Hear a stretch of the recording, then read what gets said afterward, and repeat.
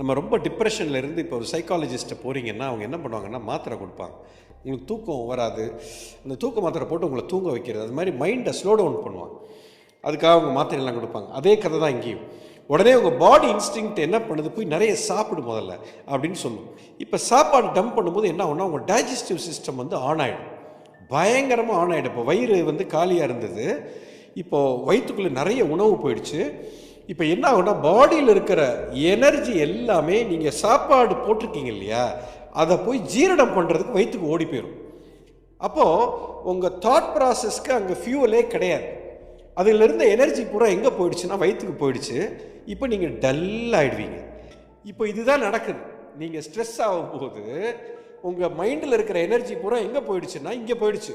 Stress மாறல, எனர்ஜியை பிடிங்கிட்டோம், ஃபியூவெல்லாம் எடுத்துட்டோம். இப்போ கார் தார் மாற ஓடிக்கிட்டு இருக்குங்க, காரை பிரேக் போட முடியல. என்ன பண்ணிட்டீங்கன்னா ஃபியூவலை பிடுங்கி விட்டீங்க. இதை ஒரு தடவை 2 தடவை 3 தடவை நீங்கள் பழகிட்டீங்கன்னா இதுவே ஒரு ஹேபிட்டாக மாறிடுது. அப்போ ஸ்ட்ரெஸ் வரும்போதெல்லாம் நான் சாப்பிட்டா எனக்கு ஸ்ட்ரெஸ் போயிடுது. ஸ்ட்ரெஸ்ஸு போகலை, இது ஒரு டெம்பரரி ரிலீஃபு. அந்த எனர்ஜியை பிடுங்கிட்டீங்க, ஸ்ட்ரெஸ் அங்கேயே தான் இருக்குது. திரும்ப எனர்ஜி வந்தோன்னா ஸ்ட்ரெஸ் வந்துடும். இது வந்து சொல்யூஷன் கிடையாது, இது வந்து ஒரு பிரேக். ஸ்ட்ரெஸ்ஸில் இருந்து ஒரு பிரேக் எடுத்திருக்கிறீங்க.